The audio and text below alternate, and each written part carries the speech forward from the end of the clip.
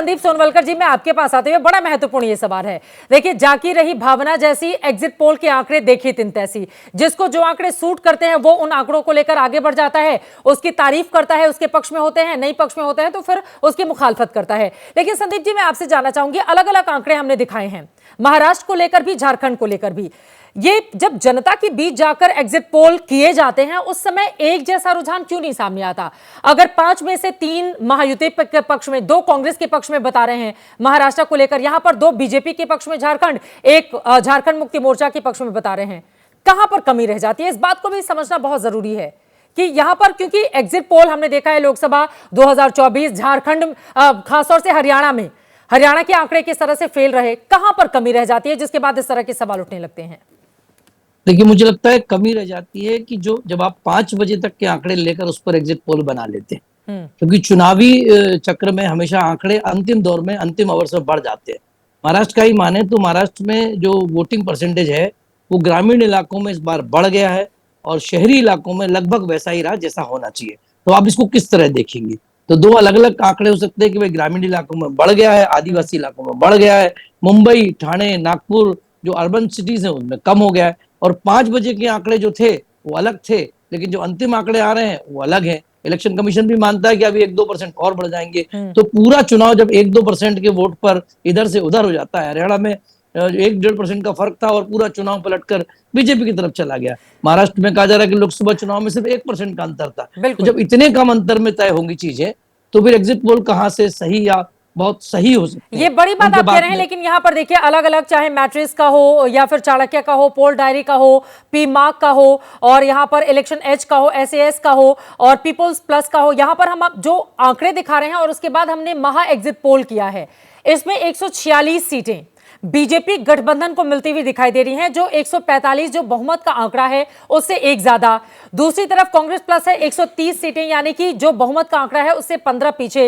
अन्य 12 ये काफी ज्यादा महत्वपूर्ण होंगे, लेकिन अन्य में बीजेपी के साथ जाने वाले लोग भी शामिल हैं और महाविकास अघाड़ी के साथ जाने वाले लोग भी शामिल हैं। अब ये जो 146 है, देखिए, इसमें अजित पवार और शरद पवार को लेकर शुरू से दोनों ही पक्षों में शंकाएं रही हैं, क्योंकि जब अडानी के मुद्दे पर राहुल गांधी घेरते हैं महायुति को, तो शरद पवार सामने आकर अडानी का बचाव करने लगते हैं। वैसे ही बटोगे तो कटोगे वाले नारे के साथ जब बीजेपी के नेता जाते हैं तो अजित पवार आके कहते हैं ये नारा पूरी तरह से गलत है और हम इसके साथ नहीं जाएंगे। तो चाचा भतीजे की पॉलिटिक्स भी कब किस करवट बैठेगी संदीप जी, ये कहना बड़ा मुश्किल होगा आंकड़ों, जब फाइनल आंकड़े अगर इस तरह के आ गए तो। देखिए, चाचा भतीजे का परफॉर्मेंस ये तय करेगा कि चुनाव किस तरफ जा रहा है। यदि शरद पवार साहब 50 के ऊपर चले गए तो ये आंकड़े सब पलट जाएंगे और तब फिर महाविकास अघाड़ी की सरकार बनेगी। और यदि अजीत दादा जो है, जो कहा जा रहा है कि 20 से नीचे ही रहेंगे, यदि वो खुद 30 तक पहुंच गए तो फिर आंकड़े बदल जाएंगे। तो चाचा भतीजे इस चुनाव में बहुत महत्वपूर्ण होंगे। दोनों शिवसेना में 2 या 3 सीटों का एक दूसरे से अंतर होगा, उनमें कोई बदलाव नहीं होगा।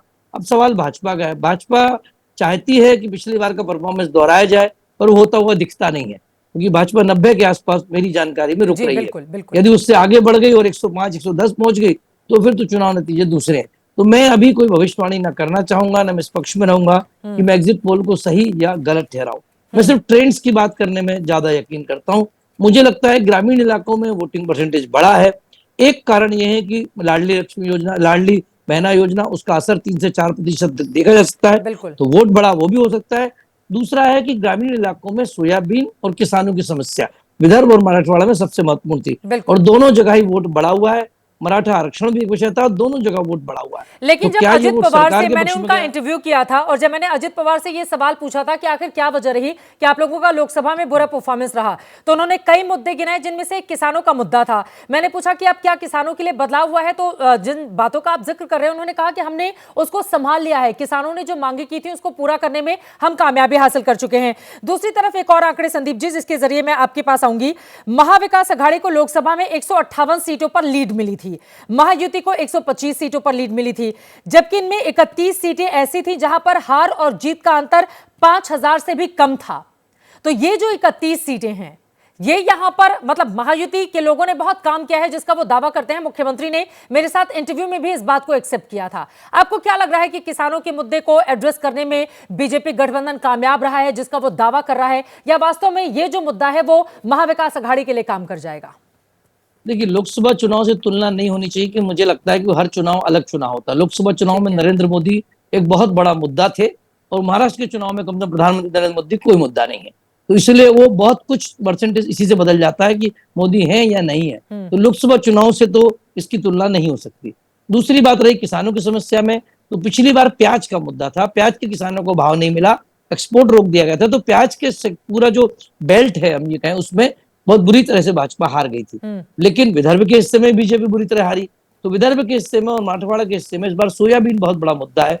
भाव 3,000 से लेकर 4,000 के बीच में है, जबकि किसानों की लागत ही 4,000 के ऊपर आती है। तो वहां पर एक बहुत बड़ा मुद्दा है कि 56 लाख हेक्टेयर। मैं आपको एक अजय आलोक जी के पास आऊं, एक और सवाल। हमने अजित पवार और शरद पवार को लेकर इतनी चर्चा कर ली, देखिए शिंदे के मुकाबले यहां पर उद्धव गुट जो है वो खराब प्रदर्शन करता हुआ, खासतौर से जो 3 एग्जिट पोल के आंकड़े हमने दिखाए हैं उसमें नजर आ रहा है।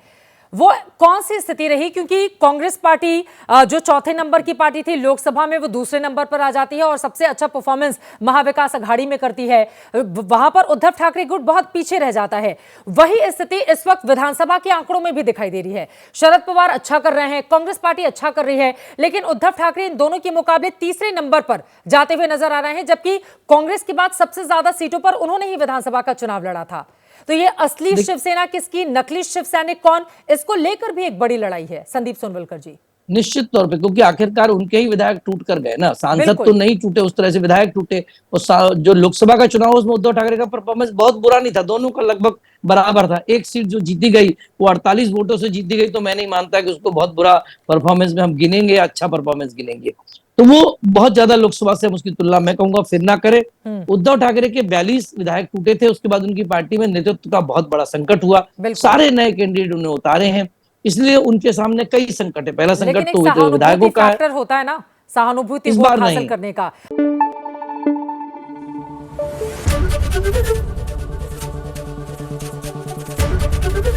एबीपी न्यूज आपको रखे आगे।